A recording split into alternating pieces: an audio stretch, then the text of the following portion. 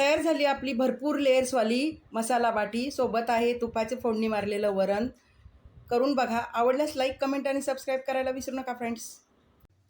Hello friends, कसे आहात? आज मी बनवते डाळ बाटी, म्हणजे वरणासोबत खाल्ली जाणारी बाटी. मी मसाला बाटी बनवत आहे. तर बाटी बनवण्यासाठी इकडे मी चार वाटी गव्हाचं पीठ घेतलं आहे, चवीपुरतं मीठ घेतलं आहे, अर्धी वाटी मी रवा घेतलेला आहे. आणि आता आपण त्याच्यामध्ये हे बघा 1 चमचा मी ओवा घेतला आहे. ओवा हातावरती आपण असं चुरगाळून घेऊया आणि याच्यावरती घालूया. मी मसाला बाटी बनवते, तर मसाला बाटीसाठी आपल्याला हळद लागेल, मसाला गरम मसाला, धना जिरा पावडर, एक अंदाजे मी 2 चमचे तेल घालणार आहे. तर आता तेल घालून आपण हे पीठ छान मळून घेऊया. हे पीठ आपण थोडंसं हाताने पसरवूया आणि तेल घालून घेऊया.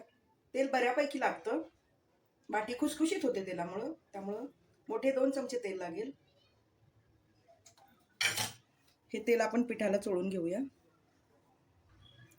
आत्ता थोडं थोडं पाणी घालून मी हे पीठ मळून घेणार आहे. घट्ट गोळा मळायचा.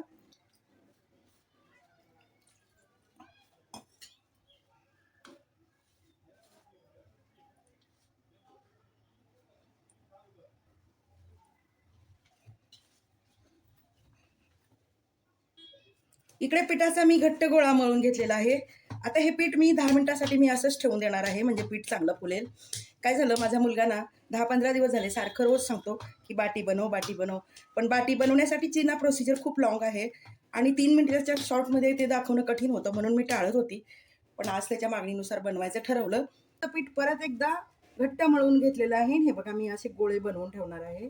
ते या पद्धतीने मी सगळे गोल करून घेतलेले आहेत. आपण हे आता लाटून घेऊया. आता हे बघा, इकडे मी चपातीप्रमाणे हे लाटून घेणार आहे. या पद्धतीनं पूर्ण गोल चपाती लाटून घेणार. आता पूर्ण चपाती लाटून झालेली आहे.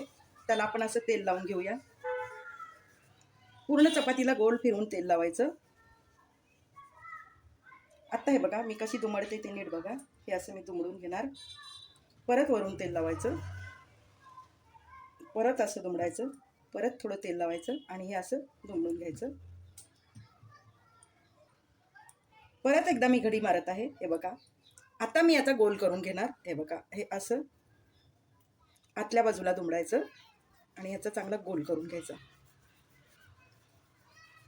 सगळी घडी जी आहे ना, म्हणजे आपले पदर सुटणार आहेत ना, ते आत गेलेत.